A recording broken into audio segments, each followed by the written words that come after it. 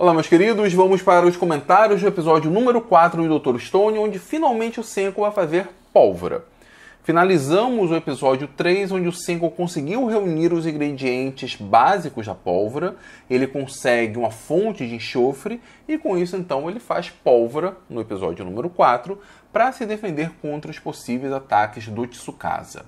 Para se produzir pólvora são necessários 3 ingredientes: carvão, nitrato de potássio e enxofre. Como disse, o enxofre ele já obteve no episódio 3. E um parêntese, pessoal, as visualizações dessa série estão muito baixas. Nenhum vídeo até o momento chegou a pelo menos 1000 visualizações. Então conto com o seu apoio, dá o seu like nesse vídeo, faz com que ele chegue no número maior de pessoas. Tem muita gente aí que gosta do Dr. Stone que não está tendo acesso a esse vídeo. Tem muita gente nerd que gostaria de aprender utilizando animes, utilizando referências nerds. Dr. Stone é uma oportunidade enorme para isso. Então manda esse vídeo lá para o seu colega nerd, para aquele que não conhece o Dr. Stone. Enfim, conto com o seu apoio, seu dedinho no like ajuda demais. Bom, mas no episódio 4 o Senku então tem os 3 ingredientes e ele vai fazer pólvora. O interessante é que para fazer pólvora é necessário carvão, nitrato de potássio e enxofre. O carvão ele obtém com bastante facilidade. O enxofre ele obteve no episódio 3. O nitrato de potássio é o ingrediente mais difícil, o salitre. Só que o Senku ele fala que obteve, que ele já tinha um pouco, já tinha preparado. O anime meio que dá uma volta na gente nesse respeito. Quando ele fala que está com nitrato de potássio, precisa de nitrato de potássio, imediatamente o Taiju lembra lá do ácido nítrico da água milagrosa. Isso faz bastante sentido. O ácido nítrico é uma fonte de nitrato e eu preciso do nitrato de potássio.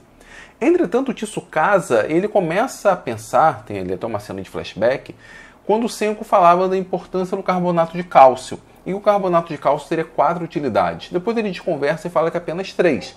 Então ele conclui que o Senku estava escondendo essa 4ª utilidade, que era a produção da pólvora. Só que se eu tenho carbonato de cálcio e se eu tenho ácido nítrico e misturo, o máximo que eu vou conseguir vai ser nitrato de cálcio. E até onde eu sei, nitrato de cálcio não é utilizado para pólvora.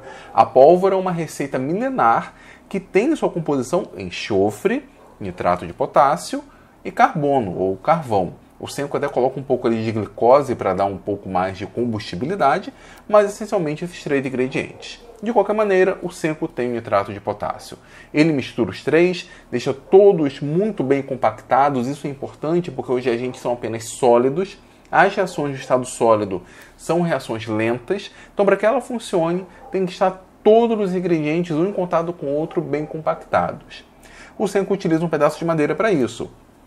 O Taiju, com sua força, pega uma pedra, só que na verdade é uma rocha pederneira. As rochas pederneiras são rochas extremamente duras porque são ricas em minérios metálicos e tem como característica, através do atrito, liberar algumas faíscas, o suficiente para provocar a ignição da pólvora. E, inclusive, isso já foi utilizado durante muito tempo. Existe um tipo de espingarda chamado espingarda de pederneira, onde se utilizava pólvora e o que dava o start para a pólvora era exatamente o impacto da pederneira com a pólvora. Então, essa é uma tecnologia que já foi muito utilizada. Por que a pólvora funciona como explosivo? Para que uma reação funcione como uma reação de explosão, são necessárias 3 coisas. Que uma reação libere calor, e a mistura entre o salitre, o carvão e o enxofre é uma reação que em química nós chamamos de exotérmica. É sim uma reação que libera calor. Também é necessário que essa reação libere gases, porque serão exatamente esses gases que vão provocar o efeito explosivo. E a ignição da pólvora leva exatamente à produção de vários gases. Nitrogênio gasoso, gás carbônico, monóxido de carbono. Temos a liberação de, além de tipos diferentes de gases, uma quantidade bem grande. E essa reação tem que ser uma reação rápida. E aí é um detalhe para esse tipo de reação. Essas reações rápidas precisam de oxigênio, mas precisam de uma fonte imediata de oxigênio. E essas melhores fontes imediatas de oxigênio são os compostos nitrados. No caso da pólvora, o nitrato de potássio é essa fonte de oxigênio. Com isso, nós temos então uma reação rápida, que libera calor e libera gases. O Senku, então, tem em suas mãos a pólvora e ele pode, quem sabe agora, confrontar o Tsukasa. Bom, o Tsukasa acaba aparecendo. Ele pega aí o Zuriha, faz ali uma espécie de chantagem com o Senku, porque ele precisa, de fato, ter a água milagrosa, a água capaz de trazer as pessoas de volta à vida. Esse, inclusive, é o seguro do Senku. Mas aí o Tsukasa pega o Yuzuriha como refém. O Senku, no primeiro momento, fala que não se importa, mas não adianta. O Tsukasa é muito esperto, o Senku acaba revelando a fórmula para a água milagrosa, para a solução de Nital. O interessante é que ele dá uma fórmula de Nital a 30%. As soluções de Nital estáveis, como já comentei com vocês, é de no máximo 10%. Então nós teremos ali 90% do álcool e 10% do ácido nítrico. O Senku fala para ele fazer a 30%, utilizar uma pena petrificada para saber exatamente a proporção. Essa solução de Nital, portanto, é bem explosiva, ela é extremamente perigosa e não faz muito sentido o Senku guardar lá no seu laboratório. Bom, agora que o Tsukasa tem a receita da água milagrosa, o Senku perde o seu seguro de vida. E como ele está num embate ideológico contra o próprio Tsukasa, o Tsukasa decide então matar o Senku.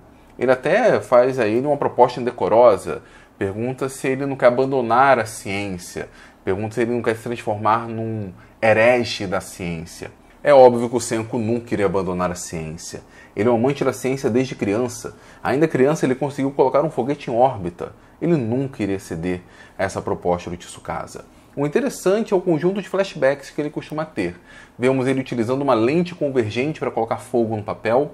Guarda essa informação, falaremos sobre lentes convergentes posteriormente.